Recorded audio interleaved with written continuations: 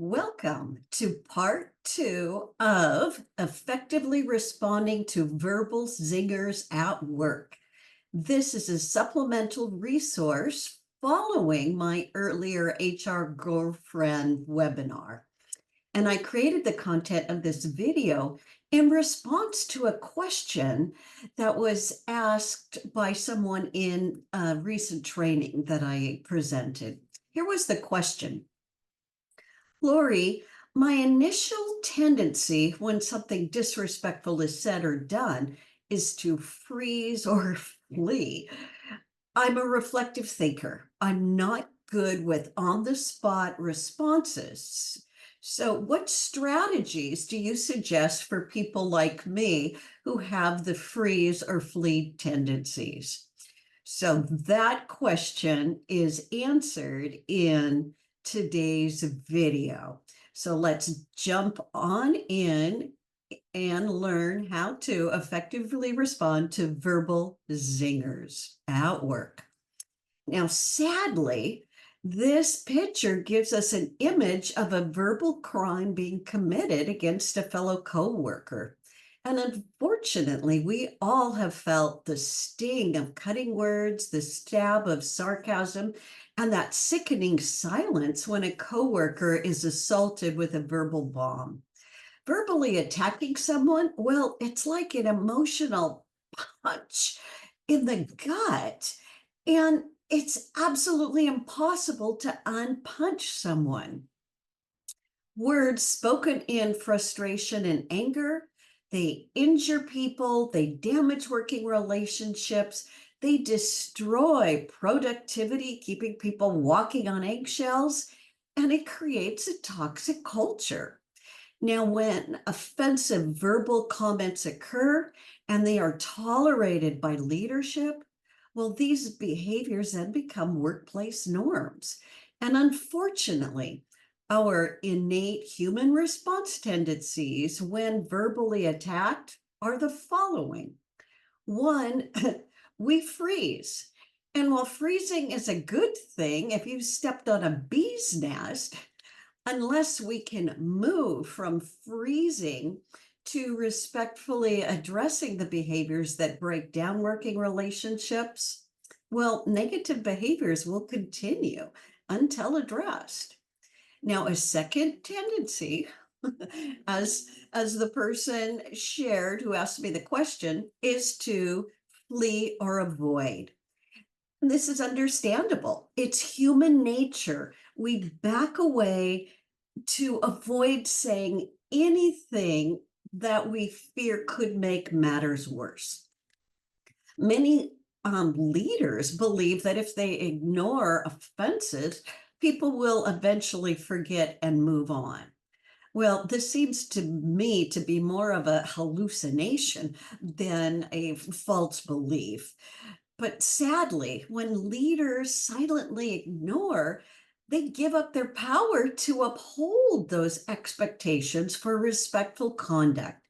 People do not trust leaders who tolerate disrespectful behavior.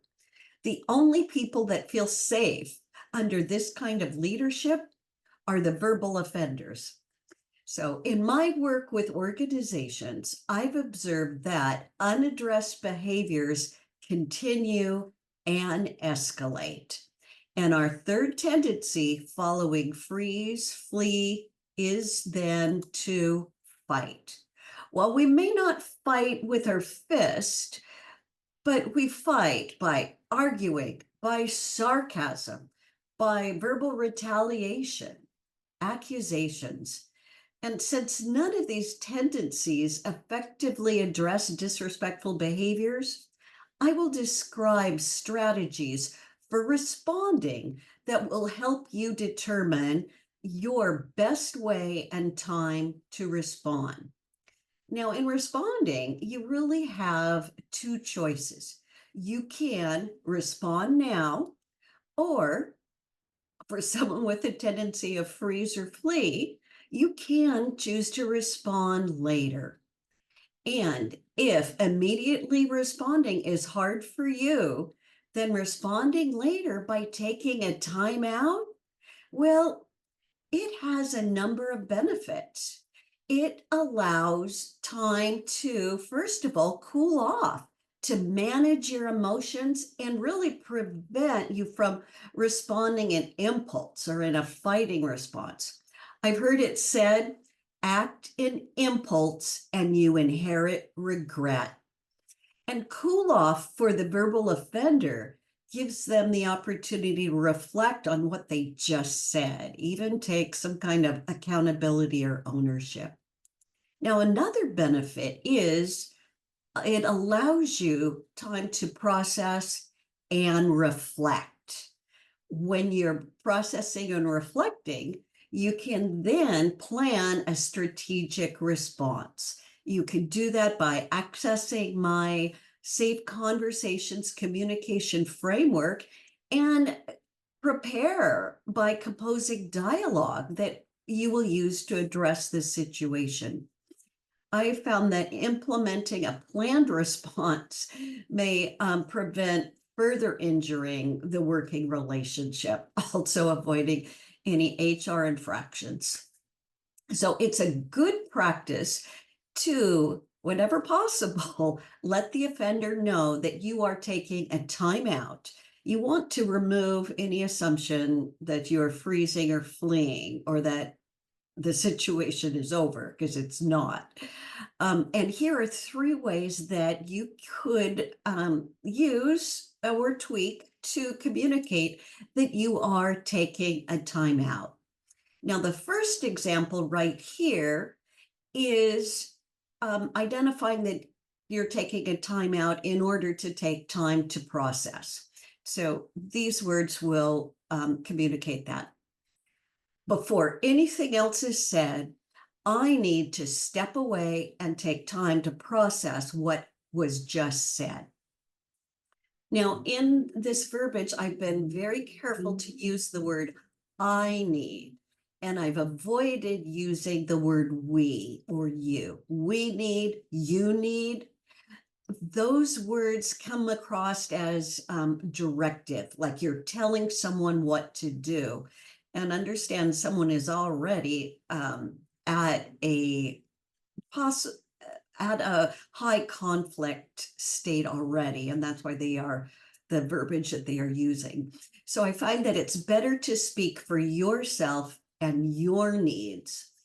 And if you want to make the person aware that what they just said has crossed a line of respect, here's something you could consider. I believe a line of respect was just crossed. To respond professionally and respectfully, I need to step away. And you could even say, step away right now. Now, if a third option would be if you want the person to know you're taking the time out because you want to prevent further relational harm, giving them a clue that it's already happened, consider how you might incorporate this. To avoid further injury to our working relationship, I believe it's best to step away from this conversation so we can take time to reflect on what just happened and what was said. Now, having identified either one of these 3 phrases, you can walk away and then you can plan how and when you will continue this conversation. I found sometimes people will say, Lori, I'm uncomfortable exiting without trying to get some kind of time frame, some kind of saying something in regards to further discussion that we need to talk about this at a later time. So if that's the case for you, then when you exit, consider making a suggestion of following up today. And that could sound like this. Before leaving today, I suggest that we meet together to discuss what just happened and how we can move forward in a way that respects each other.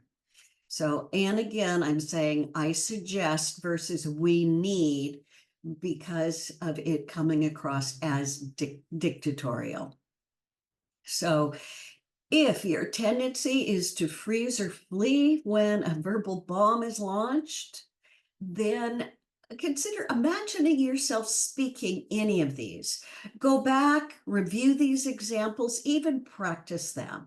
I found that preparing ahead of time will help you then really have a plan that you can implement, something you can say that will prevent you from the tendency of freezing or fleeing. Now, if you think it is best and you are ready to address the behavior right now, that way you are leaving without having to go plan your dialogue and how to follow up, then what I recommend is move to using the safe conversation communication framework that I have created and that I demonstrated in my webinar, Effectively Addressing Verbal Zingers at Work. If you remember, Barry implemented this in addressing a disrespectful comment by Matt, something about that's a stupid idea and destined to failure. So I have given that demonstration of Barry walking through using each of these components. So I trust that that will be helpful for you in creating your own dialogue. Now, I trust that today's video becomes a valuable resource for you in navigating challenging scenarios. This video is really a small peek into some of the resources contained within my Safe Conversations resource library. People who have attended my trainings, who schedule counseling sessions with me, or those who have purchased a subscription to my library and resources, they can access all of these through my website, which is at www.conversationsintheworkplace. And my resource video library contains really these two different categories. The training videos, which contain all of my trainings that I've broken down into modules, so you can listen to bit by bit. And then within my resource library contains numerous video series, such as all of these. They provide instruction, guidance, demonstrations on how to effectively address challenging workplace behaviors, unmet expectations, even those performance concerns and gaps. So today's video is one of 3 that are contained in my disrespectful verbal comments and behaviors. So if today's content resonated with you and as a result you'd like to connect with me, then go to my website, again, www.conversationsintheworkplace, and under that home page picture, you'll see a Let's Talk button. Click on that dark blue button, and you will be able to set up a complimentary consultation with me. And this is for someone who you desire to develop your own leadership communication skills to advance your career and your well-being, along with that of your team, or whether you want to develop a positive workplace culture within your organization and you need to develop a strategic plan for achieving this goal. So I'm eager to converse with you. And I've found that once people develop the skill to effectively address the challenging behaviors that strain working relationships, then a positive and productive workplace culture can be established. So in closing today, this is Lori Reichel-Howe, founder of Conversations in the Workplace, and I'm wishing you success on your communication journey.